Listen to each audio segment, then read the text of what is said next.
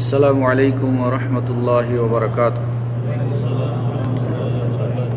আলহামদুলিল্লাহি রাব্বিল আলামিন ওয়াল আকিবাতুল লিল মুত্তাকিন ওয়া উসাল্লি ওয়া উসাল্লিমু আলা সাইয়্যিদিল আমবিয়া ওয়াল মুরসালিন ওয়া আলা আলিহি ওয়া সাহবিহি ওয়া মান তাবি'আহুম বিইহসানিন ইলা ইয়াউমিদ্দিন। আল্লাহুম্মা লা ইলমা লানা ইল্লা মা 'আল্লামতানা ইন্নাকা আনতাল আলিমুল হাকীম। আল্লাহুম্মা আনফা'না বিমা 'আল্লামতানা ইন্নাকা আলা কুল্লি শাইইন কাদির। أما بعد أعوذ بالله من الشيطان الرجيم وأحل الله البيع وحرم الربا। সম্মানিত উপস্থিতি, যাবতীয় প্রশংসা মহান রব্বুল আলামিনের জন্য।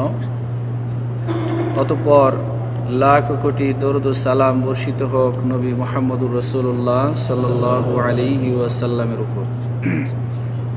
আমরা ক্রয় বিক্রয় তথা বেচা কিনা, ব্যবসা বাণিজ্য সংক্রান্ত কিছু মূলনীতি পড়ছিলাম এবং ব্যবসা বাণিজ্যের ক্ষেত্রে যে সমস্ত নীতিগুলি অবলম্বন থেকে নিষেধ করা হয়েছে সেগুলির বিষয়েই বেশি আলোচিত হচ্ছে।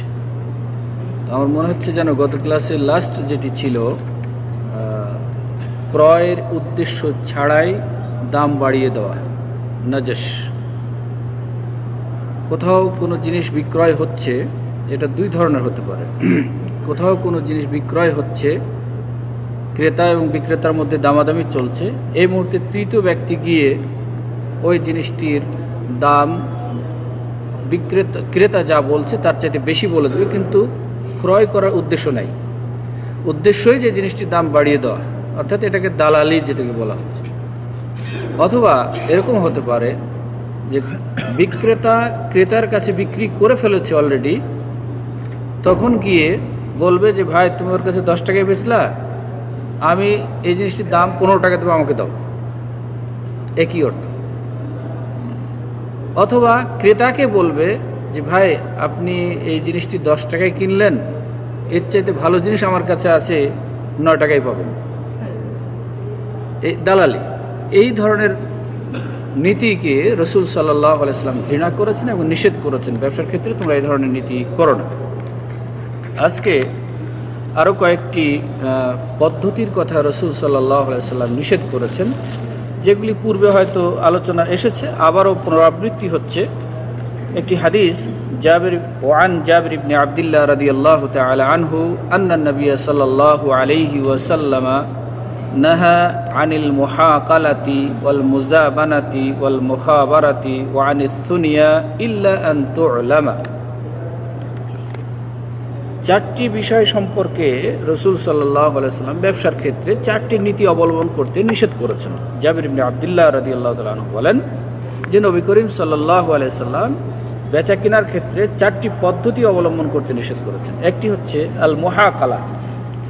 মহাকালা, ওই দিন হয়তো বলেছিলাম, মহাকালা হচ্ছে জমিতে ফসল আছে, এখনো পাকে নাই, কর্তন করার সময়ও হয় নাই, শীষ গজিয়ে আছে, এই ফসলকে বিক্রি করছেন কি দিয়ে? আপনার ঘরে যে পূর্বের শুকনো ফসল আছে, ধান হোক, গম হোক, জব হোক, যেটা এখনো জমিনে আছে, এখনো কর্তন করার সময় হয়নি, ওই ফসলকে বিক্রি করছেন কি দিয়ে? ওই ঘরের পুরনো ফসল দিয়ে, শস্য দিয়ে। এই বেচা কিনা করতে নিষেধ করা হচ্ছে। কেমন? আপনার জমিনে গমের ক্ষেত রয়েছে অথবা ধানের ক্ষেত রয়েছে, যেগুলি এখনো শীষ হয়েছে কিন্তু এখনো কর্তন করার মতো বয়স হয় নাই। এখন হয়তো আপনার টাকার প্রয়োজন, আপনি বিক্রি করতে চাচ্ছেন। এখন বিক্রি করছেন যার কাছে, তার কাছে আবার টাকা নাই, উনি আবার কি আছে? ওই পাকা ধান আছে। তা এখন যিনি বিক্রেতা, তারও ধানের প্রয়োজন। এখন বলছে ঠিক আছে, তাহলে আপনার ঘরে তো ধান আছে, ওই ধান আমাকে দিয়ে দেন, এই ধান উঠলে আমি আপনাকে দেব, হয় ধান দেব অথবা মূল্য নির্ধারণ করে দেব। এই বিক্রয় করা ইসলামের নিষেধ। কেন নিষেধ বলতে পারি? এর আগে অনেকবার বলেছি কেন নিষেধ করেছেন। ইসলাম মানুষের ক্ষতি হোক, ক্রেতা এবং বিক্রেতার কোনো ধরনের ক্ষতি হোক, এটা ইসলাম চায় না। এখানে যথেষ্ট সংশয় রয়েছে যে ওই ধানটি পূর্ণতা লাভ করা পর্যন্ত সে ঘরে নিতে পারবে কিনা, এর কোনো নিশ্চয়তা নাই। মুহূর্তের মধ্যে বালা মুসিবত এসে যেতে পারে, ঝড় তুফান এসে যেতে পারে, সংসার সমস্ত নষ্ট হয়ে যেতে পারে। এই জন্য এগুলি এইভাবে বিক্রয় করতে নিষেধ করা হচ্ছে। অনুরূপভাবে এটা তো গম, জব, ধান এই জাতীয় ফসলের কথা গেল। আরেকটি হচ্ছে আল মুজাবানা। মুজাবানা হচ্ছে আঙ্গুর, মাচানে গাছে আঙ্গুর ধরে আছে, এখনো পাকেনি, খাওয়ার মতো বয়স হয় নাই, ওই আঙ্গুর বিক্রি করছেন ঠিক ওই ধানের মতো, গমের মতো করে, যে যার ঘরে পাকা আঙ্গুর রয়েছে অথবা কিশমিশ রয়েছে সেগুলি দিয়ে এই কাঁচা আঙ্গুর বিক্রি করছেন। ফর্মুলা একই, শুধু জাত ভিন্নতার কথা এসেছে, এটাও নিষেধ। আরেকটা হচ্ছে ওয়াল মুখাবারা। মুখাবারা হচ্ছে জমিন ভাগে দেওয়া, এইরকম ভাগে দেওয়া যে, অথবা আবাদ এইভাবে বিক্রয় করা যে জমিন বলে দিলেন যে এই জমিনটুকু আপনার কাছে বিক্রি করে দিলাম অর্ধেক ভাগে, অথবা 4 ভাগের ভাগ, 3 ভাগের ভাগ, যা হবে আবাদ সেটার ভাগ নিয়ে নেব। এরকম তো জায়েজ, আবাদ করতে দিবেন, কৃষককে দিবেন, এটা এই ভাগে ভাগ করে নেওয়া জায়েজ। কিন্তু এইটা যেটা নিষেধ সেটি হচ্ছে জমিনের মধ্যে ফসল উঠার পরে না ভাগ করে নেবেন। জমিনে ফসল হয়েছে, কেটে নিয়ে এসেছেন, খোলেনে নিয়ে এসেছেন, মাড়াই করেছেন, তারপরে যা হলো তার অর্ধেক হোক, 3 ভাগের ভাগ হোক, 4 ভাগের ভাগ হোক, তারপরে দুজনের মধ্যে ভাগ বন্টন হবে। কিন্তু এইটা যে পদ্ধতি সেটা হচ্ছে জমিনেই রয়ে গেছে ফসল, এখন বলে দিলেন যে জমিনের এই অংশ তোমার, এই অংশ আমার, ভাগ করে নিলেন। জমিনেই ক্ষেত, ওই জমিনেই দাঁড়ানো আছে ফসল, ওই অবস্থায় বলে দিলেন যে এই অংশটুকু তোমার, অথবা এই জমিনের 3 ভাগের 1 ভাগ তোমার, 1 ভাগ বাকি আমার। এইভাবে ভাগ করে দেওয়া নিষেধ। কিভাবে জায়েজ? জমি থেকে উৎপাদন হওয়ার পরে, নিজের আয়ত্তে নিয়ে আসার পরে সেটা জায়েজ। কেন এটা নিষেধ? এখানেও সন্দেহ রয়েছে। হতে পারে যে অংশটুকু আপনার ভাগে পড়েছে সে অংশে ফসল কম হতে পারে। জমিনের সব জায়গায় কিন্তু এক ধরনের ফসল হয় না, কম বেশি হয়। কোনো এক সাইডে ভালো হতে পারে, এক সাইডে মন্দ হতে পারে। এইটুকু সন্দেহ থেকেও ইসলাম দূরে থাকতে বলেছে, যে এরকম পরিবেশ হলে তো যে কোনো একজন ক্ষতিগ্রস্ত হবে। সুতরাং এই ক্ষতিগ্রস্ত হোক, এটাও ইসলাম চায় না যে কোনো মানুষ ক্ষতিগ্রস্ত। তাই বলছেন যে এইভাবে জমি ভাগ করে দেওয়া নিষেধ, তোমরা এরকম ব্যবসা করো না। তবে আর একটু পরে বলা হচ্ছে, আর একটা কি বলেছেন যে ওয়ান আসুনিয়া ইস্তেসনা, ব্যতিক্রম, এক্সেপ্ট বলে দিচ্ছে যে এই সবটুকুই জমি আমার, তবে একটু ব্যতিক্রম। ব্যতিক্রম কি বললেন? যে এই গাছের লিচু সব বিক্রি করে দিলাম, তবে 1 ডালের লিচু থাকলো আমার। এই জমিনের সব ক্ষেত দিয়ে দিলাম তোমাকে, তবে 4 হাত আমার থাকলো। এটা নিষেধ। তবে কোনটা জায়েজ? এই ক্ষেত্রে, ব্যতিক্রম করার ক্ষেত্রে কোনটা জায়েজ? ইল্লা আন তু'লামা, যদি একদম নির্দিষ্ট করে দেওয়া হয় যে গাছের সব গাছ বিক্রি করলাম, একটি গাছের যত ডালপালা আছে সবই বিক্রি করলাম, তবে এই ডালটি একদম পারফেক্ট করে বলতে হবে, যে নির্দিষ্ট করে যে এই গাছের এই ডালটি, এই ডালে যত ফল আছে সেটা আমার, এটা বাদ দিয়ে বিক্রি করলাম, যখন পাকবে আমার এটুকু থাকলো, আমি যেদিন ইচ্ছে সেদিন আমি নেব। অনুরূপভাবে জমিনের ক্ষেত্রে একদম স্পষ্ট করে দিতে হবে যে এই অংশটুকু আমার, এর মধ্যে লস হোক লাভ হোক এটুকু আমার থেকে গেল, বাকিটুকু আমি তোমার কাছে বিক্রি করে দিলাম অথবা তোমাকে ভাগে দিয়ে দিলাম। এইভাবে করা জায়েজ। এছাড়া অনির্দিষ্টভাবে বলে দিলাম যে একটি ডাল আমার ভাগে থেকে গেল, দুই কড়া আমার ভাগে থেকে গেল, কিন্তু নির্দিষ্ট করলাম না, এটা জায়েজ নয়। আরেকটি হাদিস অনুরূপী পরিভাষা 2-1টা নতুন এসেছে। وعن أنس رضي الله تعالى عنه قال نهى رسول الله صلى الله عليه وسلم عن المحاقلة والمخاضرة والملامسة والمنابذة والمنابذة رواه البخاري। ছোট ছোট পরিভাষা। মুহাকালা একটু আগে বলা হলো পূর্ববর্তী হাদিসে, যে খেতেই ফসল রয়েছে এখনো পাকে না, ওই ফসল বিক্রি করা পাকা ফসল দিয়ে, এটা জায়েজ না, এটা নিষেধ করেছেন। আরেকটা নতুন শব্দ এসেছে মুখাদারা। মুখাদারা হচ্ছে অন্য শব্দ এসেছে অন্য জায়গায়, এটা হচ্ছে গাছে ফল, ফল জাতীয় ফল এখনো পাকে নাই, হাত্তাল ইয়াবদুয়া সিলাহু, এরকম হয় নাই, খাওয়ার উপযুক্ত হয় নাই, এরকম অবস্থায় বিক্রি করাটাকে বলা হয় মুখাদারা। ফল গাছে রয়েছে, এখনো খাওয়ার বা পাকার উপযুক্ত হয় নাই, এরকম অবস্থায় বিক্রি করতে নিষেধ করা হয়েছে। আরেকটি হচ্ছে আল মুলামাসা, এটা আমরা বলেছি মনে হয় একাধিকবার, যে স্পর্শ করে বিক্রি করা। কাপড় গোনাবলী কিছু দেখলেন না, পরিমাণ দেখলেন না, অথবা দিনে হোক অথবা রাতে হোক, চোখ বন্ধ করে আন্দাজে স্পর্শ করলেন, এইটুকু যতটুকু স্পর্শ করলাম ততটুকু আমি কিনে নিলাম অথবা ততটুকু বিক্রি করে দিলাম এই মূল্যের বিনিময়, এটা নিষেধ করা হচ্ছে। অনুরূপভাবে মুনাবাদা, যেটা আগে বলেছি কঙ্কর নিক্ষেপ করে, এটাও নিষেধ। অল মুজাবানা একটু আগেই বলা হলো যে আঙ্গুর গাছে রয়েছে, পাকে নাই এখনো, সেই আঙ্গুর বিক্রি করা পাকা আঙ্গুর দিয়ে অথবা কিশমিশ দিয়ে। এই শব্দগুলির ব্যাখ্যা অনেকেই অনেকভাবে বলেছেন, এক একটা পরিভাষার ব্যাখ্যা দুই তিন রকমের বলেছেন, কিন্তু আমরা মৌলিক যে বিষয়টি সেটা বলে দিলাম। আরেকটি হাদিস, যেটি আরেকটি মূলনীতির কথা বলা হচ্ছে, আমার মনে হয় আমাদের দেশে প্রায় অঞ্চলেই এই অবস্থাটা হয়ে থাকে, সেটা নিষেধ করেছেন রাসূল সাল্লাল্লাহু আলাইহি ওয়াসাল্লাম। ওয়ান তাউস عن ابن عباس رضي الله عنهما قال رسول الله صلى الله عليه وسلم لا تلقوا الركبان ولا يبيع حاضر لباد قلت لابن عباس ما قوله ولا يبيع حاضر لباد قال لا يكون له سمسارا متفق عليه। তাউস রাদিয়াল্লাহু তাআলা আনহু ইবনে আব্বাস অর্থাৎ আব্দুল্লাহ ইবনে আব্বাস রাদিয়াল্লাহু আনহুর বরাত দিয়ে বর্ণনা করেছেন, তিনি বলেছেন যে নবী করিম সাল্লাল্লাহু আলাইহি ওয়াসাল্লাম বলেছেন, লা তালাক্কাউ রুকবান, রুকবান এর মোলাকাত করো না, আর শহরবাসী গ্রামবাসীদের পণ্য বিক্রয় করবে না। কুলতু, তাউস বলছেন যে আমি ইবনে আব্বাসকে বললাম যে এই কথাটা কি, লা ইয়াবিউ হাদিরুল লিবাদিন, গ্রাম্য লোকদের পণ্য শহরের লোকরা বিক্রয় করবে না, এই কথাটা কি আমি বুঝলাম না।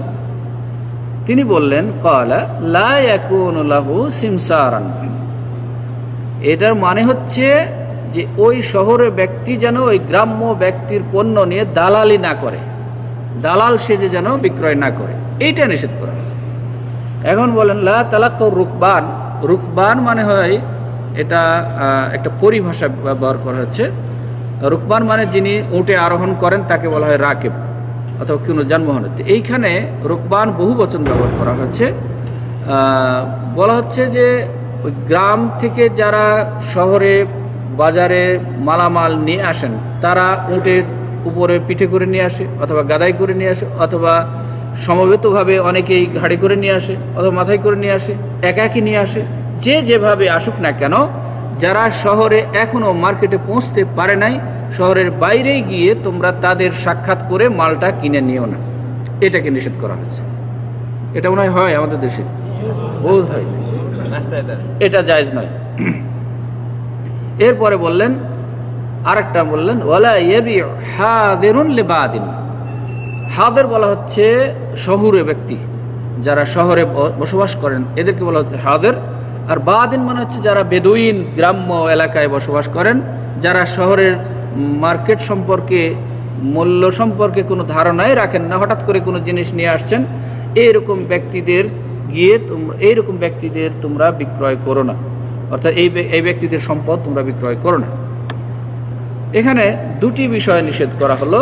একটা হচ্ছে মিডলম্যান, রাস্তায় গিয়ে বাজার সম্পর্কে, যারা বাজারে বিক্রয় করতে আসছেন তাদের বাজার সম্পর্কে কোনোই ধারণা নাই যে আজকে বাজারে এই জিনিসগুলি আমি নিয়ে যাচ্ছি, এটা কি দর হতে পারে। বাজারের অনেক আগেই তাদের সাথে রাস্তায় সাক্ষাৎ করে যে কোনো একটা দাম বলে নিয়ে নিল এবং উদ্দেশ্য দালালি করা, এইটা করা জায়েজ নয়। তবে সামনে একটা আসবে, তবে একটা স্রোতে জায়েজ, সেটি হচ্ছে যে ক্রেতা এবং বিক্রেতার মধ্যে ইসলামে একটা মূলনীতি দেওয়া হচ্ছে, খেয়ার থাকবে, এখতিয়ার দেওয়া হবে যে বিক্রয় এই চুক্তি ভঙ্গ করার সর্বোচ্চ 3 দিন। যে আমি জিনিসটি কিনলাম, 3 দিনের মধ্যে যদি আমার কোনো ত্রুটি মনে হয় অপছন্দ হয় তাহলে আমি ফেরত দেবো, এই এখতিয়ার ইসলামে দিতে হবে উভয় পক্ষকেই। তো বলছে যদি ওই ব্যক্তি, আপনি যে ব্যক্তি গ্রাম থেকে নিয়ে আসছে মালামাল, আপনি বাইরে গিয়ে তার সাথে মোলাকাত করে জিনিসগুলি নিয়ে নিচ্ছেন, দাম দর করে নিচ্ছেন, তবে ওইখানে এখতিয়ার দিতে হবে যে হ্যাঁ, ওই বিক্রেতা বলবে যে হ্যাঁ আমি তোমাকে মাল দিতে পারি, তবে বাজারে গিয়ে যদি দেখি যে দাম বেশি আছে তাহলে ওই দাম আমাকে দিতে হবে, তাহলে জায়েজ। এছাড়া এইভাবে বাজারে যা আছে থাকগা, আমি এখানে 10 টাকা দিব, আপনি রাজি হয়ে নিয়ে নিলেন, এই পদ্ধতিটা জায়েজ নয়। ওইভাবে বাইরে গিয়ে জায়েজ নাই। কেন জায়েজ না? এখানেও ওই বেচারা ক্ষতিগ্রস্ত হবে, যে বেচারা কষ্ট করে নিয়ে আসছে। আসলে বর্তমানে আমাদের বিশেষ করে কৃষকরা ন্যায্য মূল্য পায় না, এই বাজারে যাইতেই পারে না, তারা এখান থেকে রাস্তা থেকে ধরে নেওয়া হয়। তো এইটা করতে রাসূল সাল্লাল্লাহু আলাইহি সাল্লাম নিষেধ করেছেন। আরেকটি বলেছেন যে শহরে মানুষেরা গ্রাম্য মানুষের জিনিসপত্র যেন বিক্রয় করে না করে। কিভাবে? এটা হচ্ছে যে শহরের লোকজন নিয়ে এসেছে, এখানেও ওই ধরনের সংশয়টি রয়ে গেছে যে বেচারা ডেলি আসে না, মাঝে মধ্যে এসেছে শহর সম্পর্কে তাদের কোনোই ধারণা নেই, মাল নিয়ে এসেছে।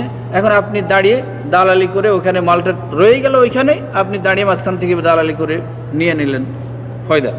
এই পদ্ধতি অবলম্বন করতে নিষেধ করা হচ্ছে। তবে যদি এরকম হয়, যেমন আড়তদারি ব্যবসা জায়েজ কিনা, এটা তো প্রায় কাছাকাছি ওরকম চলে যায়, কিন্তু আসলে আড়তদারির সাথে এটার একটু ভিন্নতা আছে, এবং ওই পদ্ধতিটা অবলম্বন করলে সে আড়তদারি ব্যবসা জায়েজ হবে।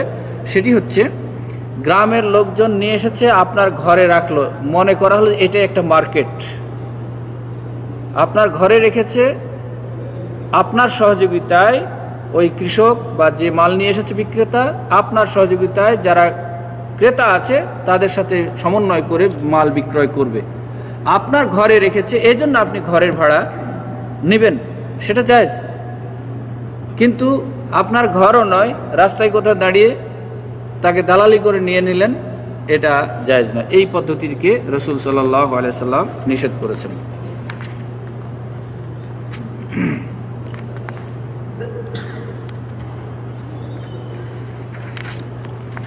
আরেকটি হাদিস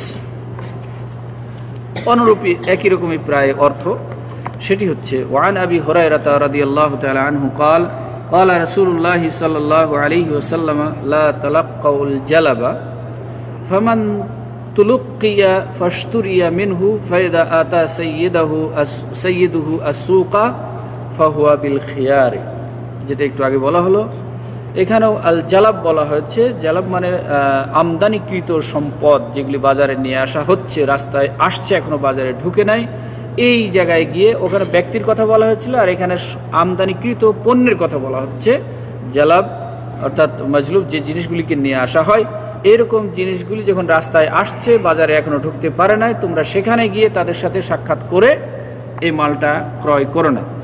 তবে ফামান তুলুকিয়া ফাশতুরিয়া মিনহু, যে ওইখানে গিয়ে ক্রয় করলো, বাইরে গিয়ে ক্রয় করলো, তার সাথে মিলে গিয়ে, এরপরে ওই মালের মূল মালিক আসলো, শ্রমিকরা নিয়ে আসছে মাল, ট্রাকে আসছে অথবা অন্য কোথাও আসছে, কি কোনোভাবে মাল আসছে, সেখানে গিয়ে ওই মালগুলি তার কাছ থেকে নিয়ে নিল। কিন্তু এরপরে মূল মালিক আসলো, ফায়দা আতা সাইয়্যিদুহু আস-সুকা, এরপরে ওই মালিক, মূল মালের মালিক যখন বাজারে আসলো, তখন ফাহুয়া বিল খিয়ার, ওই ব্যক্তি এখতিয়ারের অধীন থাকবে, চাইলে এই বিক্রয় চুক্তি ভঙ্গ করতে পারবে অথবা বিক্রয় চুক্তি বহাল রাখতে পারবে। যে মালের যে দামে বিক্রি হচ্ছে সেটা ইচ্ছা করলে তিনি বহাল রাখতে পারেন অথবা ভঙ্গ করতেও পারেন। কেননা ওইখানে যদি ঠকার সম্ভাবনা বেশি থাকে তাহলে তিনি ভঙ্গ করতে দিতে হবে, তাকে চুক্তি ইসলামে বৈধ করেছে। সেই হিসাবে বলা হচ্ছে যেও না ওইখানে ক্রয় করতে ওইভাবে বাইরে, কিন্তু যদি কেউ ওইভাবে ক্রয় করেই নেয় তাহলে তাকে ওই এখতিয়ারটা দিতে হবে, এই সুযোগটা রাখতে হবে, কেননা এই সুযোগ না হলে সে বেশি ক্ষতিগ্রস্ত হয়ে যাবে। আরেকটি হাদিস, ওয়ানহু অর্থাৎ আন আবি হুরায়রা রাদিয়াল্লাহু তাআলা আনহু قال نهى رسول الله صلى الله عليه وسلم أن يبيع حاضر لباد ولا تناجشوا ولا يبيع الرجل على بيع أخيه ولا يخطب على خطبة أخيه ওয়ালা তাসআলুল মারআতু তালাকা উখতিহা লিতাকফা মা ফি ইনাইহা ওয়ালি মুসলিমিন লা ইয়াসুমুল মুসলিমু আলা সাওমিল মুসলিমি। আবু হুরায়রা রাদিয়াল্লাহু তাআলা আনহু বলছেন যে রাসূল সাল্লাল্লাহু আলাইহি ওয়াসাল্লাম কিছু নিষেধ করেছেন, তার মধ্যে একটু আগে যে হাদিসে বলা হলো যে শহরবাসীগণ গ্রাম্য বেদুইনদের মাল বিক্রয় করবে না, ওটা চলে গেছে। আরেকটি হচ্ছে ওয়ালা তানাজাসু। তানাজাসু আগে বলেছি নাজাস অর্থাৎ দাম বৃদ্ধি করে দেওয়ার উদ্দেশ্যেই দাম বলা, ক্রয়ের কোনো উদ্দেশ্য নাই। এটাকেও এই হাদিসে এটাও বলা হচ্ছে যে লা তানাজাসু, তোমরা পরস্পর দাম বৃদ্ধি করে দিও না ক্রয়ের উদ্দেশ্য ছাড়াই। আরেকটা এর অর্থ হতে পারে, যেমন হাদিসে আপনারা পড়েছেন যে তোমরা পরস্পরের দোষ ত্রুটি তালাশ করো না, পরস্পরে কানাফুসি করো না যে কে কি করছে এটা খুঁজে বেড়াও না। তো এইখানে উদ্দেশ্য হচ্ছে যে ক্রয়ের উদ্দেশ্য ছাড়াই অন্য ব্যক্তি দামাদামি করছে, সেখানে তুমি বেশি দাম বলে দিও না। আরেকটা বললেন ওয়ালা ইয়াবিউর রাজুলু আলা বাই'i আখিহি। কোনো ব্যক্তি ক্রয় বিক্রয় করছে, দামাদামি করছে, সেইখানে গিয়ে হঠাৎ করে তুমি দাম করো না। উদ্দেশ্য ক্রয় করারই, কিন্তু তানাজাস ছিল উদ্দেশ্য ছাড়াই, ক্রয় করার উদ্দেশ্য ছাড়াই। আর এটা হচ্ছে আপনি ক্রয় করবেন, উদ্দেশ্য আছে, কিন্তু একজন যেহেতু দামাদামি করছে সে এখনো ছেড়ে যায় নাই, সরে যায় নাই, অতএব ওই অবস্থাতে তার উপর দিয়ে দাম বলা জায়েজ নয়, বিক্রয় করা জায়েজ নয়। এটারই অর্থ যেটা আগে একটু বললাম যে এভাবে হতে পারে যে এই বিক্রয়টা এইভাবে হতে পারে যে যিনি বিক্রেতা তাকে ওইভাবে বলবে যে ভাই আপনার এত ভালো মাল এত কম দামে দিয়ে দিলেন, আমি আপনার কাছ থেকে বেশি দামে নেব, এটা বলা জায়েজ নয়, এইভাবে বিক্রয় করা জায়েজ নয়। অথবা ক্রেতাকে বলবে যে ভাই আপনি এত কমা মাল এত বেশি দামে কিনে নিলেন, এর চাইতে ভালো মাল আমার কাছে আছে, এর চাইতে কম দামে দেব। এটা হচ্ছে লা ইয়াবিউ আর রাজুলু আলা বাই'i আখিহি। একজন বিক্রয় করেছে এক ভাই, তার উপরে আরেকজন বিক্রয় করাটা নিষেধ। আরেকটা হচ্ছে ওয়ালা ইয়াখতুবু আলা খিতবাতি আখিহি। খিতবা হচ্ছে, খুতবা আর খিতবার মধ্যে একটু ফরক হচ্ছে। খুতবা হচ্ছে যে আলোচনা, আর খিতবা হচ্ছে পয়গাম দেওয়া, বিবাহের পয়গাম। তো কোনো ভাই কোনো মহিলাকে বিবাহের পয়গাম দিয়েছেন, অথবা কোনো মহিলায় কোনো ছেলেকে পয়গাম দিয়েছেন মহিলার পক্ষ থেকে, ওইটা ইস্পার উস্পার না হতেই তিনি দিবেন কি না দিবেন, হবে কি না হবে, এরকম কোনো ফয়সালা হওয়ার আগেই আপনি বলতে পারবেন না যে ভাই আমার ছেলের সাথে বিয়ে, অথবা আমার কাছে একটা ভালো ছেলে আছে, এরকম বলা জায়েজ নয়। এই ক্ষেত্রে যিনি ঘটক তিনি যেমন সতর্ক থাকবেন, যার কাছে দেওয়া হচ্ছে সে ছেলের অভিভাবক হোক অথবা মেয়ের অভিভাবক, সরাসরি ছেলে হোক অথবা মেয়ের অভিভাবক হোক, তাদেরকেও এই বিষয়ে সতর্ক থাকতে হবে যে না বাবা তুমি যে পয়গাম নিয়ে এসেছো তোমাকে ধন্যবাদ, তবে এই মুহূর্তে এই বিষয়ে কিছু বলতে পারছি না, তুমি আরেকটু অপেক্ষা করো, আমার সাথে আরেকজনের কথাবার্তা চলছে, উনি যদি ফয়সালা করে দেন যে হয়ে যায় হলো, না বললে না, তখন তোমার সাথে কথা বলবো, এইটা স্পষ্ট করে বলে দেওয়া দরকার। আর যদি আপনি জানতেই পারেন যে না ওনার কাছে একজন প্রস্তাব নিয়ে এসেছে, এটা আমি এখনো জানি স্পষ্ট এবং এখনো কোনো ইয়েস নো কিছুই হয়নি, সেক্ষেত্রে যাবেন না, কারণ এখানে হাদিসের ফলো করতে হবে। তাই একজন মুসলিম আরেকজন মুসলিমের পয়গামের উপরে পয়গাম দিবে না, এটা হচ্ছে রাসূল সাল্লাল্লাহু আলাইহি ওয়াসাল্লামের নির্দেশ। আরেকটা হচ্ছে নিষেধ করেছেন, এটা ব্যবসার সাথে সম্পৃক্ত নয় যদিও, তবুও এই হাদিসের মধ্যে এসেছে নারীদের ক্ষেত্রে একটা নির্দেশ বলা হচ্ছে ওয়ালা তাসআলুল মারআতু তালাকা উখতিহা লিতাকফা মা ফি ইনাইহা। মেয়েরা নরমালি মেয়েলি স্বভাব, এটা ফিতরতি স্বভাব, একটু পরশ্রী কাতর বেশি হয়, হিংসা পরায়ণ বেশি হয় পুরুষের তুলনায়। তো কোনো মহিলা যেন তার বোনের তালাক প্রার্থনা না করে, এই জন্য যে ওই অংশটুকু সে পাবে, এটা দুইভাবে হতে পারে। একটা হচ্ছে নিজস্ব সতীন, একই স্বামীর একাধিক স্ত্রী রয়েছে, তো কোনো এক স্ত্রী তার স্বামীকে এইভাবে বলছে যে তুমি ওই আমার অমুক সতীনকে তালাক দাও। উদ্দেশ্যটা এই যে উনি যদি এখান থেকে কমে যায় তাহলে ভাগ বাটোয়ারা একটি বেশি পাবো, খাওয়া পড়া একটু বেশি পাবো, আরাম আয়েশ একটু বেশি করতে পারবো, এই উদ্দেশ্যে কোনো নারী যেন কারো কোনো বোনের তালাক প্রার্থনা না করে। অনুরূপভাবে এটা তো ছিল নিজের সতীনের, অথবা আপনার সতীন নন, কারো এখনো ওই মহিলা এখনো কারো সতীন হয়নি, কারো স্ত্রী হয় নাই, কিন্তু যাকে বিয়ে করার ইচ্ছা করছে ওই ব্যক্তির কি আছে, ওই ঘরে বউ আছে। এখন ওই বউয়ের কথা হয়, ওই বউকে ওই মেয়েকে গিয়ে বলছে যে তুমি তাকে তালাক দিয়ে দাও, অথবা ওই পুরুষকেই বলছে যে তুমি তাকে তালাক দিয়ে দাও। উদ্দেশ্য এই যে সে তার সাথে বিবাহ বন্ধনে আবদ্ধ হবে, তার সাথে একটু সুখী থাকতে পারবে। এইরকম কথা চিন্তা করে রাসূল সাল্লাল্লাহু আলাইহি ওয়াসাল্লাম বলছেন, এইরকম কথা চিন্তা করে কোনো নারী যেন কারো তালাক কামনা না করে। নরমালি তালাক কামনা করাটাই আসলে সঠিক নয়। এরপরে এই হাদিসটি বুখারী এবং মুসলিমের মধ্যে এসেছে। ইমাম মুসলিম অন্য আরেকটা শব্দ এই ব্যবসা সংক্রান্ত বিষয়ে নিয়ে এসেছেন যে লা ইয়াসুমুল মুসলিমু আলা সাওমিল মুসলিমি, কোনো মুসলিম যদি কোনো জিনিসের দামাদামি করে তাহলে সে অন্য কোনো মুসলিম যেন ওইখানে গিয়ে আর দামাদামি না করে। এই জন্য ওই যে গাড়ি হাটে গিয়ে বলে কমসুম, সুম শব্দটি কিন্তু আসলে হাদিসেরই শব্দ, মানে কত দাম বলেছে। তো বলছে যে রাসূল সাল্লাল্লাহু আলাইহি ওয়াসাল্লাম নিষেধ করেছেন যে একজন মুসলিম যদি দামাদামি করে তাহলে সেইখানে অন্য কোনো মুসলিম যেন আর দামাদামি না করে, যতক্ষণ পর্যন্ত সেখান থেকে সে সরে না আসে। আরেকটি হাদিস,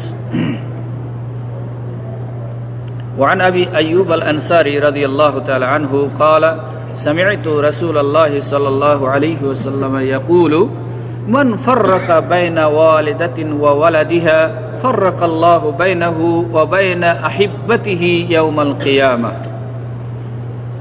রাসূল সাল্লাল্লাহু আলাইহি ওয়াসাল্লামকে উনি বলছেন যে আবু আইয়ুব আনসারী রাদিয়াল্লাহু তাআলা বলছেন যে আমি নবী করিম সাল্লাল্লাহু আলাইহি ওয়াসাল্লামকে একটি কথা বলতে শুনেছি। তিনি বলেছেন কি, যে মান ফাররাকা বাইনা ওয়ালিদাতিন ওয়া ওয়ালাদিহা, যে ব্যক্তি তার মা এবং সন্তানের মধ্যে পার্থক্য করে দেয়, অর্থাৎ বিভেদ সৃষ্টি করে দেয়।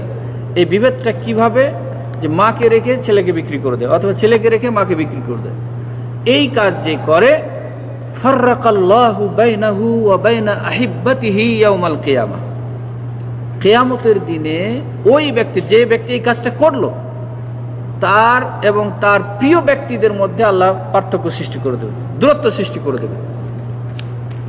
এখানে মূল যে শব্দ মান ফাররাকা বাইনা ওয়ালিদাতিন ওয়া ওয়ালাদিহা, যে ব্যক্তি সন্তান এবং তার মায়ের মধ্যে পার্থক্য করে দিল, ফরক করে দিল, আলাদা করে দিল, আল্লাহ রাব্বুল আলামিন তার এবং তার প্রিয় ব্যক্তিদের মধ্যে কিয়ামতের দিনে পার্থক্য সৃষ্টি করে দিবেন। তো এখানে ব্যবসার সাথে সম্পর্ক কি? হ্যাঁ, জিজ্ঞাসা আপনাদের কাছে। এখানে তো আমাদের ব্যবসা অধ্যায় চলছে, ক্রয় বিক্রয়ের অনুচ্ছেদ চলছে।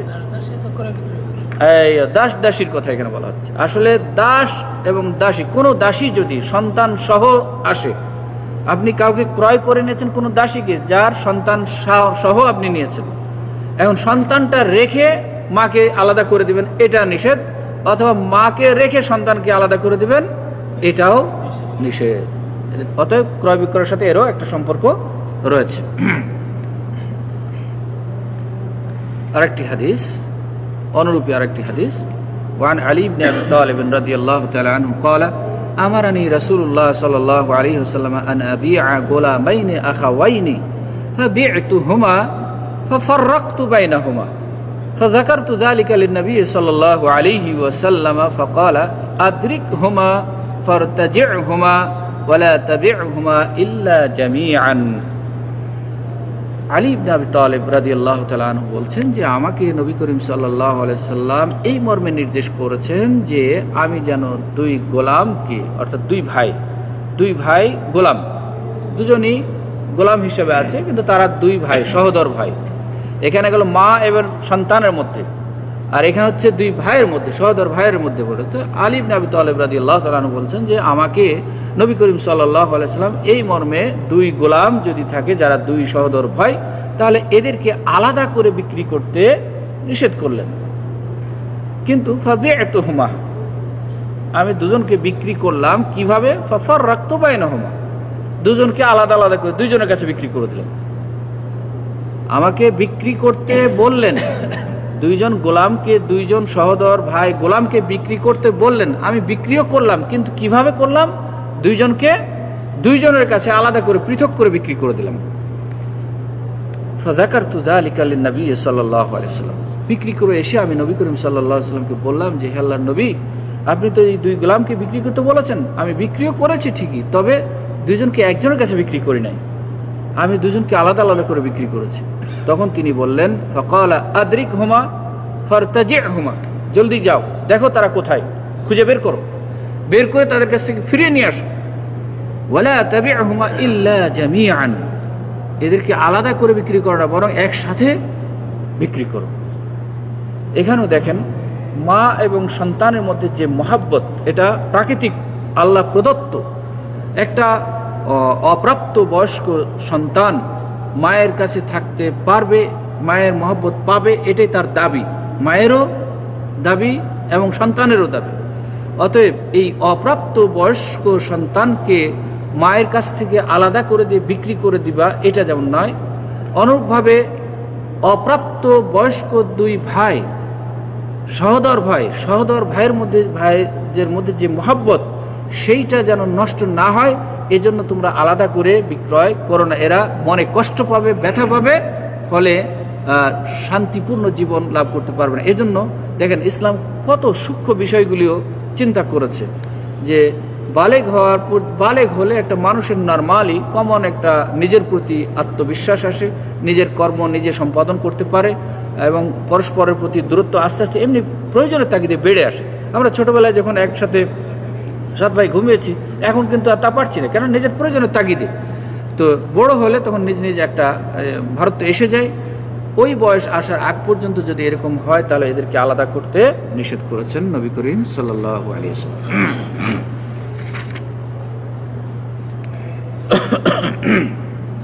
আরেকটি হাদিস, এইটা বর্তমানের সাথে আমাদের, বিশেষ করে আমাদের দেশে সমন্বয় করতে আমি পারি নাই। এখন আপনাদের সাথে মত বিনিময় করে যদি সম্ভব হয় তাহলে হতে পারে, আল্লাহ করতে পারেন। সেটি হচ্ছে ওয়ান আনাস ইবনে মালিক রাদিয়াল্লাহু তাআলা আনহু قال غلا السعر في المدينة على عهد رسول الله صلى الله عليه وسلم। আনাস বিন মালিক রাদিয়াল্লাহু তাআলা আনহু বলছেন যে গালা আস-সি'র, পণ্যের দাম আকাশচুম্বী হয়ে গেল মদিনায় নবী করিম সাল্লাল্লাহু আলাইহি ওয়াসাল্লামের জীবদ্দশায়। মদিনায় যখন নবী করিম সাল্লাল্লাহু আলাইহি ওয়াসাল্লাম ছিলেন, তখনই মদিনার খাদ্য সামগ্রীর দাম যেন অতিরিক্ত বেড়ে গেল। তখন ফাকাল আন-নাস, মানুষ মানে ক্রয় ক্ষমতার বাইরে চলে গেছে, অসহায় হয়ে যাচ্ছে। এসে শেষ মুহূর্তে নবী করিম সাল্লাল্লাহু আলাইহি ওয়াসাল্লাম, যেহেতু তিনি ইসলামী জনগোষ্ঠীর নেতা, সেই হিসাবে তার কাছে এসে বললেন, ইয়া রাসূলুল্লাহ, গালা সি'রু, বাজার তো অনেক ঊর্ধ্বে উঠে গেছে, দ্রব্যমূল্য ঊর্ধ্বগতি, অতএব ফাসাইর লানা, আপনি একটা রাষ্ট্রীয় প্রধান হিসাবে একটা লিমিটেড করে দেন, রেট নির্ধারিত করে দেন যে এর বেশি কেউ বেচতে পারবে না। তিনি কি বললেন? ফাকালা রাসূলুল্লাহ সাল্লাল্লাহু আলাইহি ওয়াসাল্লাম, ইন্নাল্লাহা হুয়াল মুসাইর, আল্লাহই হচ্ছেন এই দাম নির্ধারণকারী, আল্লাহই হচ্ছেন রেট নির্ধারণকারী। আরো কি আল কাবিজু আল বাসিতু আর রাজিক, 3টি বৈশিষ্ট্যের কথা বললেন আল্লাহর ক্ষেত্রে, যে আল্লাহর দাম নির্ধারণকারী এটুকু বলে দিলেই তো হতো, কিন্তু পরবর্তী যে 3টি বিশেষণের কথা বললেন, এখান থেকে স্পষ্ট বোঝা যাচ্ছে যে দ্রব্যমূল্য বাড়ছে কেন, এবং সেগুলি খাদ্যদ্রব্য, এবং এই পিছনে চিন্তাশীলদের একটু চিন্তা করা দরকার। সেটি হচ্ছে ইন্নাল্লাহ হুয়াল মুসাইর, আল্লাহ হচ্ছেন দাম নির্ধারণকারী, তিনি কম করবেন না বেশি করবেন, তিনি করবেন, আমার করার কোনো এখতিয়ার নাই। কেন? আল কাবিদু, তিনি সংকোচন দেন, খাদ্যদ্রব্যের কম দেন, ঘাটতি দেন। আল বাসিতু, এবং তিনি প্রশস্ততা দান করেন, ব্যাপক সম্পদ দেন। আর রাজিকু, এবং তিনি হচ্ছেন রিজিক দাতা। এখানে দেখেন সবগুলি আল্লাহর হাতে ছেড়ে দেওয়া হচ্ছে।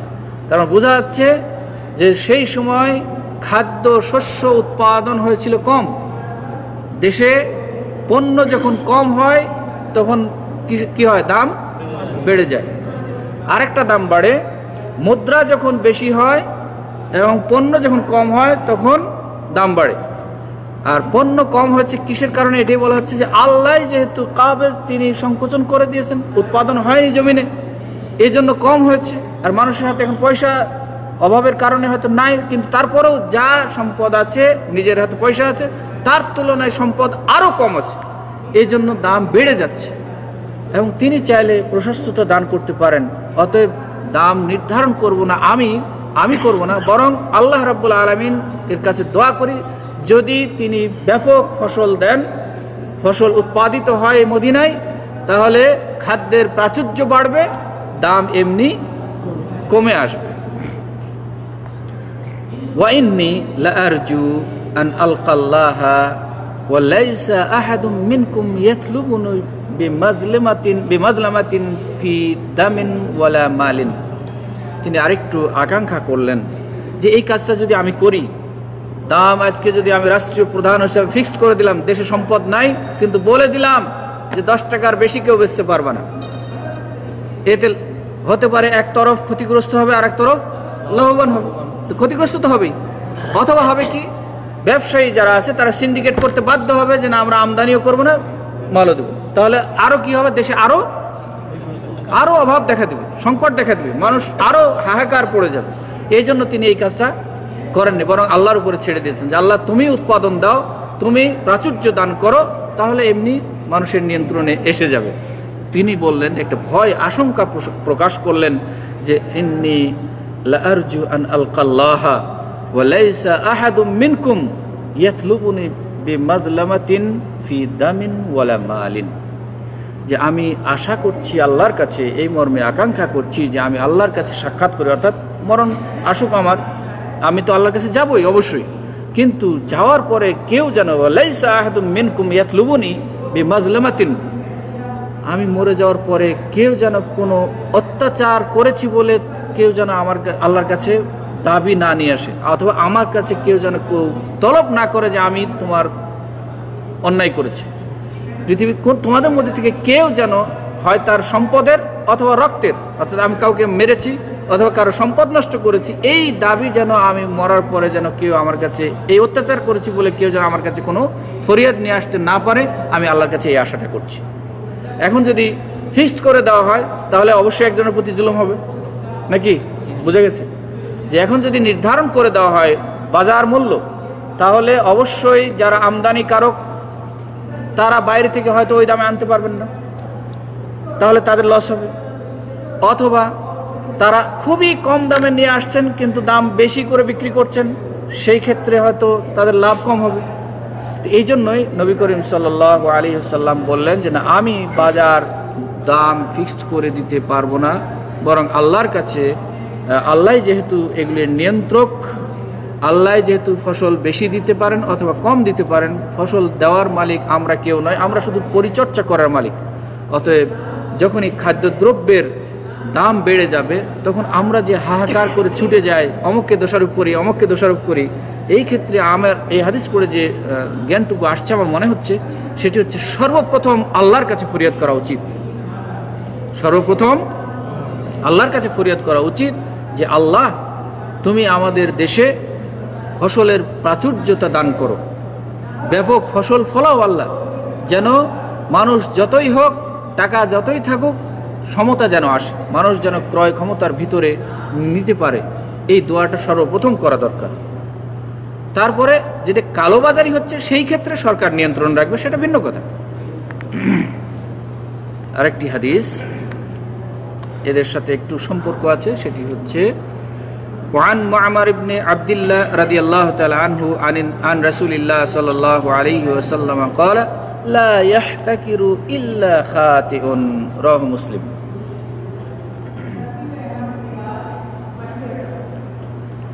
মুআম্মার ইবনে আব্দুল্লাহ রাদিয়াল্লাহু তাআলা আনহু হতে বর্ণিত, তিনি বলেন যে রাসূল সাল্লাল্লাহু আলাইহি সাল্লাম বলেছেন কি, লা ইয়াহতাকিরু ইল্লা খাতিউন,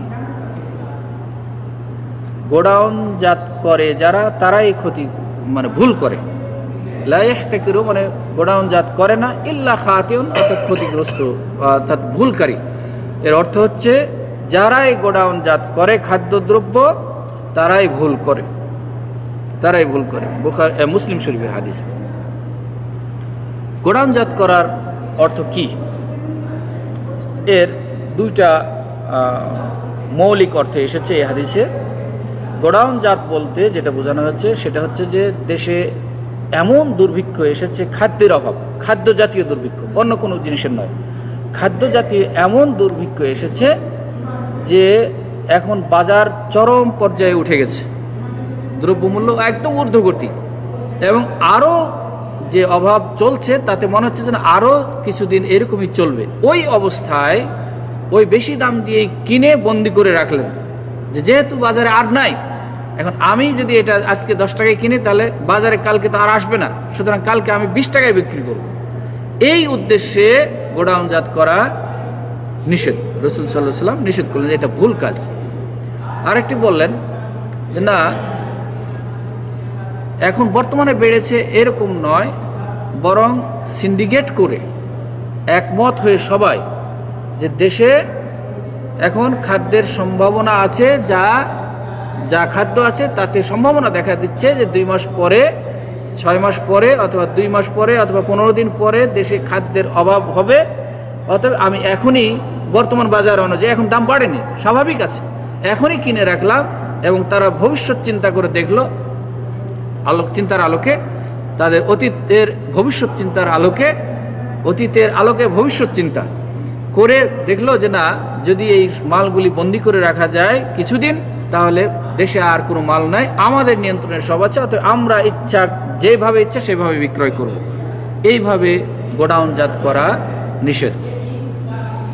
তবে কৃষক যারা, এটা তো খাদ্যদ্রব্যের কথা চলছে, কৃষক যারা স্বাভাবিকভাবে মৌসুমে ফসল হয়েছে, এই ফসল নিজের যে ফসল সেগুলি নিজের গোডাউনে রেখে দিলেন, অথবা ওই সময় কিছু কিনেও রাখলেন, আপনার এই কেনাতে কিছু যায় আসছে না এবং নর্মাল বাজারে আছে, আপনি আস্তে ধীরে স্বাভাবিকভাবে পরে বিক্রি করবেন, তাহলে জায়েজ ইনশাআল্লাহ। সেটা আলেম ওলামারা এইভাবেই বলেছেন।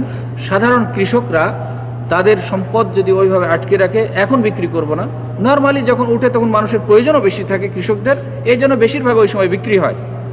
তো বলছেন যে যদি কেউ ওই সময় বিক্রি না করে আস্তে ধীরে পরে বিক্রি করে, তাহলে সেটা গোডাউন জাতের শামিল হবে না ইনশাআল্লাহ।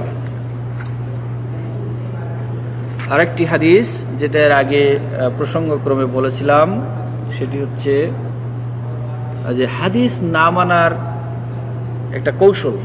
আমরা এই কথাই মনে হয় কোন জায়গায় বলেছিলাম আপনাদের, যে হাদিস যে মানব না, সঠিক হাদিস যে মানব না, এই জন্য অজুহাত খুঁজতে খুঁজতে একটা অজুহাত বের করা হলো আবু হুরায়রা রাদিয়াল্লাহু তাআলা আনহুর ব্যাপারে। আমরা জানি যে সর্বোচ্চ সংখ্যক হাদিস বর্ণনা করেছেন কে? আবু হুরায়রা। এবং তাকেই যদি কোনোভাবে একটু ডাউন করে দেওয়া হয়, তাহলে তো বহু হাদিস বাদ চলে যাবে, তখন আমার হাদিস মানার দরকার হবে না। কৌশল বের করলেন। তো এই হাদিসটিকে কেন্দ্র করে ওই কৌশলটি বের করেছেন, সেটি হচ্ছে وعن أبي هريرة رضي الله تعالى عنه عن النبي صلى الله عليه وسلم قال لا تسر الإبل والغنم فمن ابتاعها بعد فهو بخير النظرين بعد أن يحلبها إن شاء أمسكها وإن شاء ردها وصاعا من تمر متفق عليه ولمسلم فهو بالخيار 3 أيام وفي رواية له علقها البخاري وردها معها ساعا من طعام لا سمراء رواه البخاري قال البخاري والتمر أكثر। আবু হুরায়রা রাদিয়াল্লাহু তাআলা আনহু বলেন যে রাসূল সাল্লাল্লাহু আলাইহি ওয়াসাল্লাম বলেছেন কি, লা তুসাররুল ইবিলা ওয়াল গানামা। ইবিল অর্থাৎ ওট এবং গানাম ছাগল, যে সমস্ত ওট এবং ছাগল দুধ দেয়, আছে না, যেমন আমাদের দুধওয়ালা গাভী খরিদ করে অনেকে, যে দুধ বিক্রয় করবে এই উদ্দেশ্যে পালন করে দুধ বেশি হবে তখন দুধ বিক্রয় করবেন, আবার গাভীটি পরে বিক্রি করবেন, এই উদ্দেশ্যে যারা করেন। তো বলছে যে এরকম উট, যে উটের দুধ পালানটা বড় এবং ছাগলের এরকম বড়, এইরকম ক্ষেত্রে তুমি দেখেছো বাজারে গিয়ে যে মনে হচ্ছে যে পালানটা অনেক দুধ আছে, আপনি আশা করলেন যে এইটাতে দুধ বেশি হবে, সেটা ছাগল হোক অথবা উট হোক অথবা গরু হোক। এরপরে ওই দেখে কিনে নিয়ে আসলো, এরপরে দেখা গেল ফাহুয়া বিখাইরিন নাযারাইনি বা'দা আন ইয়াহলিবাহা, ওই উটটি অথবা গাভীটি অথবা ছাগলটি কিনে নিয়ে এসে তার এখতিয়ার রয়েছে, কখন পর্যন্ত? 3 দিন পর্যন্ত এখতিয়ার। এবং কিসের বিষয়ে এখতিয়ার? এসে দুধ দহন করবেন। দুধ দহন করার পরে যেভাবে বাহ্যিক দৃষ্টিতে দেখলেন যে পালানটা এত বড়, সেই হারে দুধ হলো আধা পোয়া। আপনার আশা ছিল 2 কেজি হবে, কিন্তু হলো 250, তাহলে আপনার মনটা নিশ্চয়ই খারাপ হবে।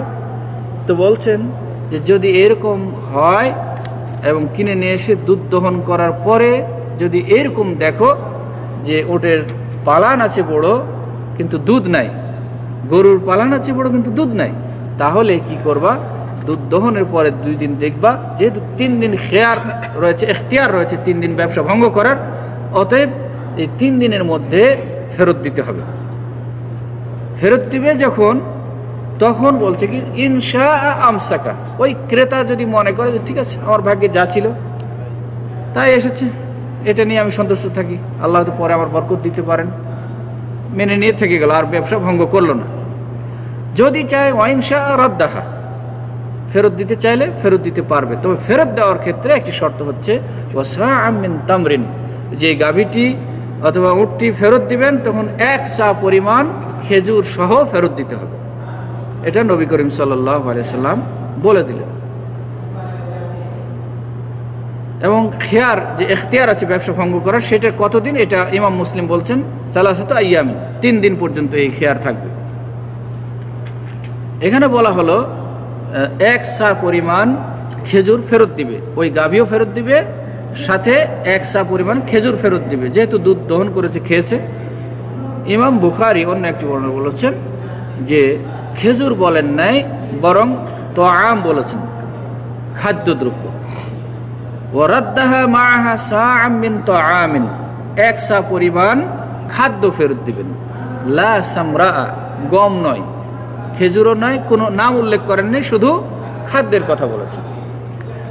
এইখানে হাদিসে স্পষ্ট, তবে ইমাম বুখারী আবার অন্য আরেকটি জায়গায় বলেছেন ওয়াত্তামরু আকসার, অধিকাংশ বর্ণনায় কি এসেছে? তামরের কথা এসেছে, খেজুরের কথা এসেছে। তো এইখানে হাদিস যেহেতু স্পষ্ট, নবী সাল্লাল্লাহু আলাইহি সাল্লাম বললেন যখন এরকম অবস্থা হলে তোমরা ফেরত দিবা, সাথে 1 সা পরিমাণ খাদ্যদ্রব্য অথবা খেজুর ফেরত দিবে। এই ব্যাপারে প্রায় মুহাদ্দিসগণ একমত। যুক্তি দেখানো চেষ্টা করেছে অনেকে অনেক ধরনের, কিন্তু হানাফি মাযহাবের যে সিদ্ধান্তটা সেটি হচ্ছে যে না, ফেরত দিতে হবে না, খেজুর দিতে হবে না, এমনি ফেরত দিবে। খেজুর দিতে হবে না 1 সা পরিমাণ, কি যুক্তিতে না করছেন? বলছেন যে এই হাদিসটি যে বর্ণনা করেছেন ইমাম আবু হুরায়রা রাদিয়াল্লাহু তাআলা আনহু, অন্য আরেকটাই বর্ণনায় ইজতিরাব বলা হচ্ছে, অর্থাৎ উনি স্থির ছিলেন না। এক জায়গায় বলছেন খেজুর দিতে হবে, আরেক জায়গায় বলছেন যে খাদ্য দিতে হবে, আরেক জায়গায় বলছেন যে গম দিতে হবে, অর্থাৎ তার কথাই তো ঠিক নাই, সুতরাং ওনার হাদিস গ্রহণযোগ্য নয়। আরেকটি কারণ দেখাচ্ছেন যে ইবনে আব্বাস রাদিয়াল্লাহু তাআলা আনহু যেরকম ফকিহ ছিলেন, আবু হুরায়রা রাদিয়াল্লাহু তাআলা আনহুকে ফকিহ হিসাবে রাসূল সাল্লাল্লাহু আলাইহি ওয়াসাল্লাম বলেননি, কোনো সাহাবীরাও বলেননি, ফকিহ হিসাবে তাকে কেউ উল্লেখ করেননি। অতএব তিনি যেহেতু ফকিহদের অন্তর্ভুক্ত নন, আর এই মাসালাটি যেহেতু একটু ফকিহ সংক্রান্ত মাসালা, অতএব আবু হুরায়রা রাদিয়াল্লাহু তাআলা আনহুর এই হাদিস গ্রহণযোগ্য নয়। তিনি ফকিহ নন, এই জন্য এই হাদিস গ্রহণযোগ্য নয়। এখন আপনাদের রায় কি? হ্যাঁ, যে 7 জন ফকির কথা বলা হচ্ছে, সে 7 জনের মধ্যে আবু হুরায়রা রাদিয়াল্লাহু তাআলা আনহুর নাম নাই, কথা ঠিক, কিন্তু ওনার যে ব্যক্তিত্ব, ওনার যে হাদিস সংগ্রহের আগ্রহ, সেই দিক থেকে ওনার এই কথাটি গ্রহণযোগ্য কিনা, ওটাকে মানা যাবে কিনা? হ্যাঁ, ওনার হাদিস গ্রহণযোগ্য কিনা, নাকি হানাফি মাযহাবের কথাটা গ্রহণযোগ্য? হাদিস, জি। কেন? আবু হুরায়রা রাদিয়াল্লাহু তাআলা আনহুকে ফকিহ হিসাবে উল্লেখ করেন নাই ঠিক, কিন্তু তার জন্য বিশেষ যে সমস্ত কথা নবী করিম সাল্লাল্লাহু আলাইহি সাল্লাম বলেছেন যা অন্য কোনো ফকিহদের ব্যাপারে বলেন। যেমন কি বলেছেন? চাদর বিছিয়ে দিয়েছেন, দোয়া করেছেন, আল্লাহ তুমি তাকে ইলম দাও, জ্ঞান দাও, কিন্তু ফকিহ তো বলেন। সুতরাং তার কথা গ্রহণযোগ্য হবে না এটা নয়, বরং তার কথাও গ্রহণযোগ্য। আসলে উদ্দেশ্য ছিল ওই যে জাল এবং বানোয়াট হাদিসের ক্ষেত্রে যারা উল্লেখ করেছেন, হাদিস যারা মানতে চায় না তারা এরকম অজুহাত বের করে। কখন বের করে? যখন নিজস্ব তাকলিদ যেটা করে সেটার বিপরীতে যদি কোনো কথা আসে, তাহলেই তখন ওই হাদিসটা না মানার জন্য অজুহাত তালাশ করা হয়। সেই উদ্দেশ্য ধরেই এখানে আবু হুরায়রা রাদিয়াল্লাহু তাআলা আনহুর ব্যাপারে একটা অজুহাত বের করা হলো যে না, এই হাদিসটা গ্রহণযোগ্য নয়।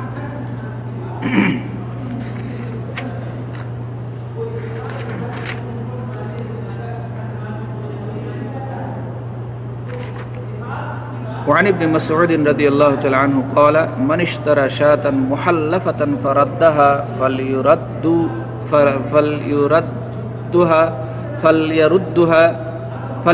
معها صاعا من اشترى شاة محلفة فردها فليرد معها صاعا বুখারী, রাহুল বুখারী।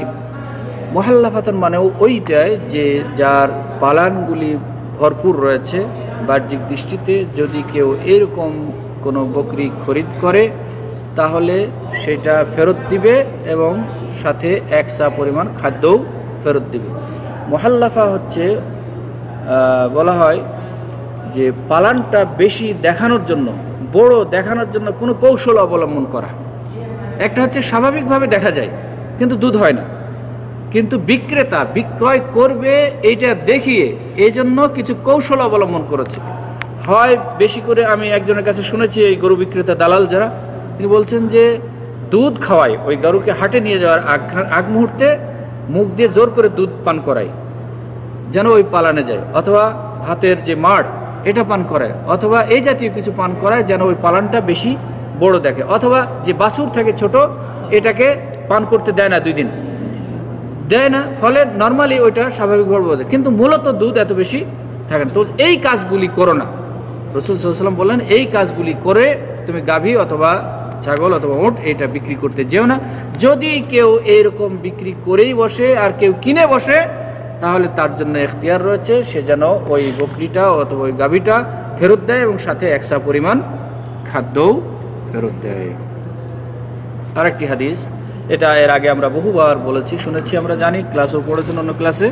ওয়ান আবি হুরায়রা রাদিয়াল্লাহু তাআলা আনহু আন্না রাসূলুল্লাহ সাল্লাল্লাহু আলাইহি ওয়াসাল্লাম মাররা আলা সুবরাতিন মিন তাআমিন ফাআদখালা ইয়াদাহু ফিহা ফানালাত আসাবিউহু বালালান ফাকালা মা হাযা ইয়া সাহিবাত তাআমি ক্বালা আসাবাতহু আস-সামাউ ইয়া রাসূলুল্লাহ ক্বালা আফালা জাআলতাহু ফাওকা আত-তাআমি কাইয়ারাহু আন-নাসু মান গাশশা ফালাইসা মিন্নি, রাহু মুসলিম।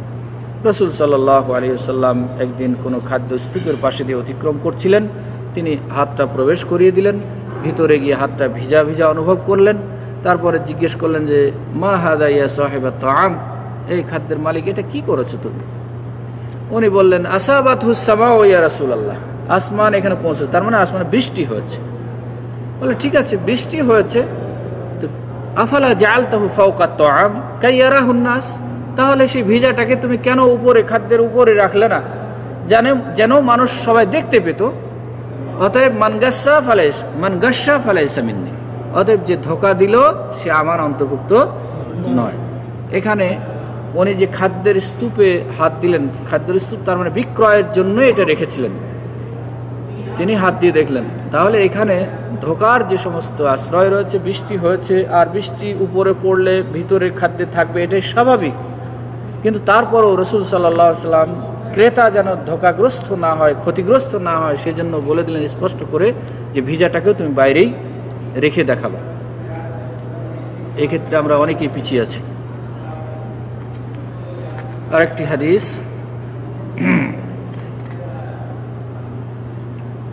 وعن عبد الله ابن بريدة عن أبيه قال قال رسول الله صلى الله عليه وسلم من حبس العنب أيام القطاف حتى يبيعه ممن يتخذه خمرا فقد تقحم النار على بصيرة رواه الطبراني في الأوسط بإسناد حسن বলছে মান হাবাসা আল ইনাবা আইয়াম আল কিতাফ, যখন আঙ্গুর পেকে গিয়েছে, কর্তন করেছে।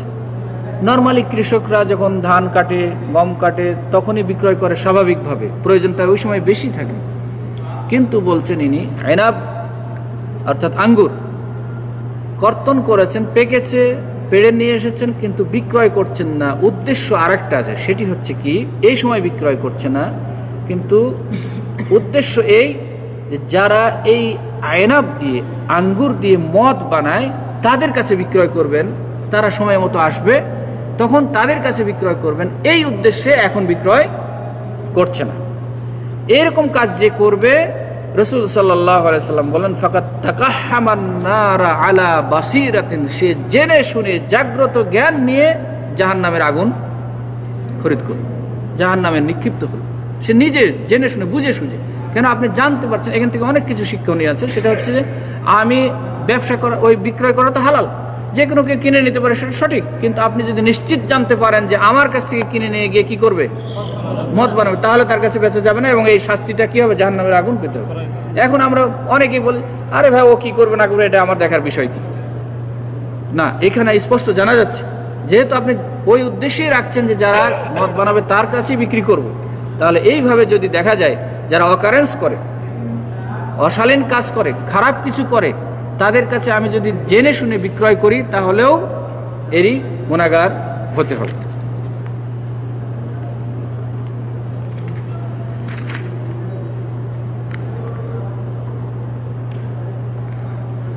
আরেকটি হাদিস, وعن عروة البارقي رضي الله تعالى عنه أن النبي صلى الله عليه وسلم أعطاه دينارا ليشتري به أضحية أو شاة فاشترى به شاتين فباع إحداهما بدينار فآتاه بشاة ودينار فدعا له بالبركة في بيعه فكان لو اشترى ترابا لربح فيه رواه الخمسة إلا النسائي। রাসূল সাল্লাল্লাহু আলাইহি সাল্লাম উরওয়া আল বারিকি রাদিয়াল্লাহু তাআলা আনহুকে কি দিলেন, একটা দিনার দিলেন। উরওয়া আল বারিকি বলছেন যে আমাকে নবী করিম সাল্লাল্লাহু আলাইহি সাল্লাম একটা দিনার দিলেন, কি কেনার জন্য, একটা ছাগল কেনার জন্য। অথবা উযহিয়া, উযহিয়া মানে কি মনে আছে কারো? লেভেল 4 কে শেষ করছে। উযহিয়া, আকিকা আর হাদি, এর মধ্যে ফরক কি? একটাই ছাগল, সন্তান যেদিন 7 দিন হবে সেই দিন জবাই করলে ওই ছাগলটার নাম হবে কি? আকিকা। ওই ছাগলটাই যদি কেউ ঈদের দিন 10 তারিখ, জিলহজের 10 তারিখে ঈদের নামাজ পড়ে এসে জবাই করে, তাহলে তার নাম হবে কি? উযহিয়া, কুরবানি। ওই ছাগলটাই যদি যারা হজ করতে গিয়েছেন, তারা হজে গিয়ে যারা কুরবানি করছেন, অথবা হজের কোনো রুকন ছুটে গিয়েছে সেজন্য দম দিচ্ছেন, সেটাকে বলা হবে হাদি। তো উযহিয়া কেনার জন্য, একটা কোরবানি কেনার জন্য একটা ছাগল কিনতে 1 দিনার দিয়েছিলেন। তার মানে তখনকার দিনে 1 দিনারই অনেক ছিল। উনি কি করলেন, ফাশতারা বিহি শাতাইন, 1 দিনার দিয়েই 2টা ছাগল কিনে নিয়েছেন। কেনার পরে ফাবাআ ইহদাহুমা বিদিনারিন, ওই 2টার মধ্যে আবার একটাকে 1 দিনারে বিক্রি করতেছে। 2টা কিনলেন 1 দিনারে, কিনে 2টার মধ্যে আবার আরেকটা 1 দিনারে বিক্রি। তার মানে মূল 1 দিনারও থেকে গেল, 1 ছাগলও। আর রাসূল সাল্লাল্লাহু আলাইহি ওয়াসাল্লাম একটাই ছাগল কিনতে দিয়েছেন। ফলে উনি কি করলেন, ফাআতাহু বিশাতিন ওয়া দিনারিন, নবী করিম সাল্লাল্লাহু আলাইহি ওয়াসাল্লামের কাছে এসে একটা ছাগলও দিয়ে দিলেন, 1 দিনারও ফেরত দিলেন। উনি তো আশ্চর্য, কি ব্যাপার? উনি ঘটনা বললেন যে আমি এই দিনার দিয়ে বাজারে গিয়ে খুঁজে খুঁজে 2টা ছাগল পেয়েছিলাম, আবার ঘুরে ঘুরে বিক্রির সময় একটা 1 দিনারে বেচে দিয়েছি, তাহলে আপনার দিনারও পেয়ে গেলাম আর ছাগলও থেকে গেল। তখন কি করলেন, ফাদাআ লাহু বিল বারাকাতি ফি বাইইহি, এই যে বেচাকিনা করলো এইটার ব্যাপারে তিনি তার জন্য দোয়া করে দিলেন। এবং শেষে কি বলছেন, ফাকান আল্লাহ ইশতারা তুরাবান লা রাবিহা ফীহি, সে যদি মাটিও কিনতো তাহলে সে এতে লাভবান হতো। কেন? নবী করিম সাল্লাল্লাহু আলাইহি ওয়াসাল্লামের খাস দোয়া। এই জন্য ব্যবসাটা হচ্ছে বরকতপূর্ণ জিনিস। হালাল রুজির মধ্যে যেমন নিজের সৎকর্ম উপার্জন, আর ব্যবসাটাও একটা কর্ম, সুতরাং ব্যবসার ক্ষেত্রে বরকত যথেষ্ট রয়েছে। তাই রাসূল সাল্লাল্লাহু আলাইহি ওয়াসাল্লাম তাকে দোয়া করে দিলেন। এবং আরও মনে হয় থেকে যাচ্ছে হাদিস, আজকে আর মনে হয় দুটো থেকে গেল, থাক, সময় শেষ হয়ে গেছে। আমরা যে মূলনীতিগুলি ব্যবসার ক্ষেত্রে নবী করিম সাল্লাল্লাহু আলাইহি সাল্লামের কাছ থেকে সবগুলি নিষেধাজ্ঞা, শুধু নিষেধাজ্ঞা কেন নিষেধ, এইগুলি মানুষ ব্যবসার ক্ষেত্রে বেশিরভাগ অবলম্বন করে থাকে। এজন্যই তিনি নিষেধ করলেন। আমরা যেন এই নিষেধাজ্ঞাগুলি মনে রাখতে পারি, স্মরণে রাখতে পারি। ব্যবসার ক্ষেত্রে যখনই আমরা ব্যবসা করব, ব্যবসা এইগুলি করতে পারবো না বলে ব্যবসা করবো না তা নয়, ব্যবসাও করতে হবে, এগুলি থেকে বেঁচেও থাকতে হবে। কেন? ব্যবসার মধ্যে আল্লাহ যথেষ্ট বরকত দিয়েছেন, সুতরাং বরকত আমাদেরকে নিতে হবে। ব্যবসা করব না, এই হারামের মধ্যে লিপ্ত হতে হবে এই জন্য, তাহলে হলো না। ব্যবসাও করতে হবে, হারাম থেকে বেঁচেও থাকতে হবে। সম্পদ হলে আপনি ভালো পথে ব্যয় করবেন, আল্লাহর দ্বীনের পথে। এই মানসিকতা নিয়ে যখন নেমে যাবেন তখন আল্লাহ বরকত দিবেন ইনশাআল্লাহ। অতএব আল্লাহ যেন আমাদেরকে এই সমস্ত নিষিদ্ধ পন্থাগুলি থেকে দূরে থাকার তৌফিক দান করেন এবং হালাল পন্থায় ব্যবসা বাণিজ্য করার পরিবেশ সৃষ্টি করে দেন। আল্লাহ আমাদের সকলের ব্যবসায় উন্নতি দান করুন। ওয়া আখিরি দাওয়ানা আলহামদুলিল্লাহি রাব্বিল আলামিন। আসসালামু আলাইকুম ওয়া রাহমাতুল্লাহি ওয়া বারাকাতুহু। আপনার আগে মনে হয়